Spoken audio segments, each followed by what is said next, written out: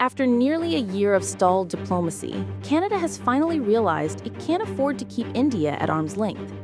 The clearest signal came when Canada's Foreign Minister, Anita Anand, traveled to New Delhi, making high-profile visits that marked the first serious attempt to reset ties. Her trip mattered because it showed Canada wanted to move away from loud public fights and back toward normal, working-level diplomacy. For India, the visit meant Ottawa was ready to be treated as a partner again, not as a constant critic. The symbolism of a senior minister arriving in Delhi after months of silence was not lost on either side. It was a recognition that the costs of estrangement had grown too high, and that both countries needed to find a way back to the table. The first reason for Canada's reversal lies in economic vulnerability exposed by Trump's tariffs. Ottawa's overdependence on the U.S. market was laid bare when Washington imposed fresh duties and abruptly ended trade negotiations. Canadian exporters, already squeezed by supply chain disruptions, saw how fragile their position was. Lumber, steel, and agricultural producers in particular felt the pinch, as their access to the U.S. market was suddenly restricted. This shock created urgency to diversify toward other major economies, and India, with its fast-growing market and Indo-Pacific weight, became the obvious candidate. For Canadian businesses, India represents not just a consumer base of over 1 billion people, but also a partner in technology, clean energy, and education. Talks on the Comprehensive Economic Partnership Agreement, CEPA, suspended in 2023 at the height of the diplomatic row, are now being quietly revived, with both sides signaling readiness to resume negotiations. The hope in Ottawa is that a revived CEPA could provide Canadian exporters with a hedge against U.S. unpredictability, while giving India greater access to Canadian resources and technology. The second factor is the political shift inside Canada itself. For years, Ottawa's India policy was distorted by the need to appease diaspora constituencies sympathetic to Khalistan activism. That calculus changed in the 2025 federal election.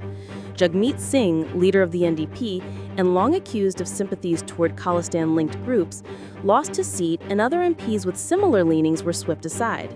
Their defeat stripped the movement of parliamentary cover and reduced its ability to shape Ottawa's posture toward India. The election results were a turning point. The Khalistan lobby, once seen as a force that could tilt minority governments, suddenly looked politically marginal. While not a full break from diaspora politics, it marked a decisive weakening of the Khalistan lobby's influence, giving the new leadership space to recalibrate relations. For India, this was a signal that Ottawa might finally be able to separate domestic electoral calculations from foreign policy, at least partially. For Canada, it was a chance to reset without appearing to abandon its principles, since the political cost of ignoring Khalistan-linked voices had diminished.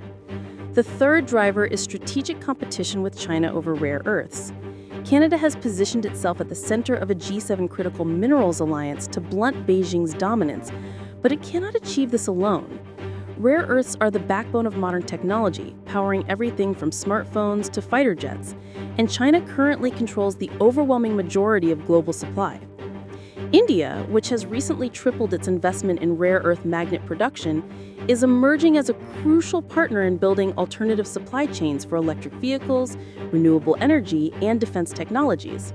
For Ottawa, cooperation with India is not just about trade. It is about securing a role in the global minerals race and reducing China's leverage over critical industries. By aligning with India, Canada strengthens its own credibility within the G7 alliance and ensures that its rare earth strategy is not just aspirational, but operational.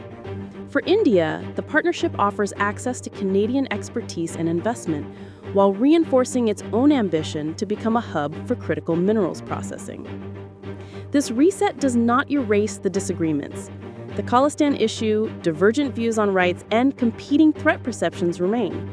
But the combination of Trump's tariffs, the electoral defeat of Khalistan-linked MPs, and the rare earths race with China has forced Ottawa to abandon its poke India strategy. What emerges instead is a pragmatic recalibration, less about friendship, more about survival, securing markets, minerals, and geopolitical balance in a world where Canada can no longer afford to stand isolated. The challenge now is whether this reset can be sustained, or whether old habits of political posturing will resurface the next time tensions flare.